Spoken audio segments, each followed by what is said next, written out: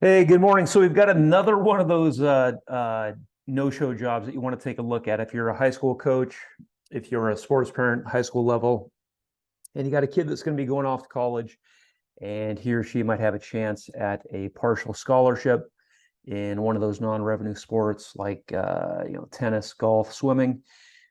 Those sports can create a pretty good chance for a violation when it comes to what they call these no-show jobs. You got a kid playing one of those non-revenue sports. They get a partial scholarship. Let's say the tuition's 10K. They get an athletic scholarship, covers 5,000. They got to come up the other 5K. So typically they get a part-time job to cover that balance. So that's so far so good. But where you get into trouble is when you have the kids taking, let's say, a part-time job with the coach of the college program, and that can kind of lead to some bad decisions as far as doing the actual work and getting paid for the actual work. And that's just what came up on November 30th. The NCAA just put out a report. Let's see if I can bring it up here. It has been a while. All right, so let me just bring this up. So real quick, this is kind of what we're dealing with. You got a kid on a swim team, non-revenue sport. They got to come up with some money for tuition to make up that balance. And the student athlete gets injured.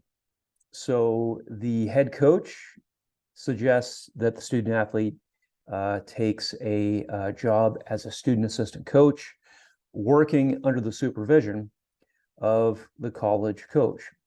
So that should probably ring a couple of bells for the red flags. You kind of see what's coming up here. So the head coach said, go take this job. The head coach is the supervisor of the student athlete. And what do you know?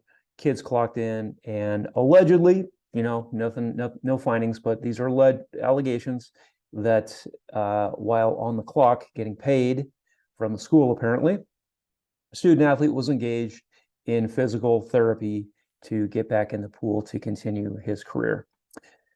His or her career. I'm not sure what the gender is. They don't provide too many details in the report, but I've got a link down below. It's worthwhile reading it. It's 2 pages, really short.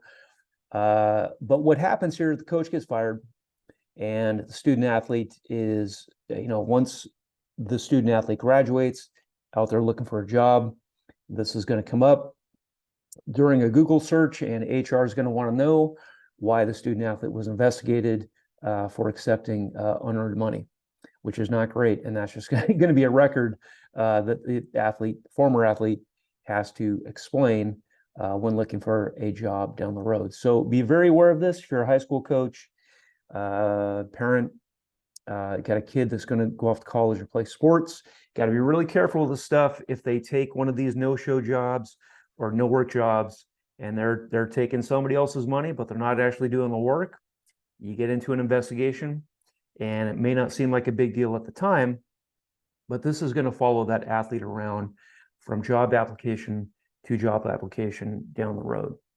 So hopefully that helps. It's worthwhile reading it. I've got the link down below. It's going to take you 2 minutes to read it, but just kind of go over to that with your high school student athlete. You got to get to them, teach them this stuff before they get to college, and they're just in the wash once they get there, and they're making bad decisions. All right, hope that helps. Talk later.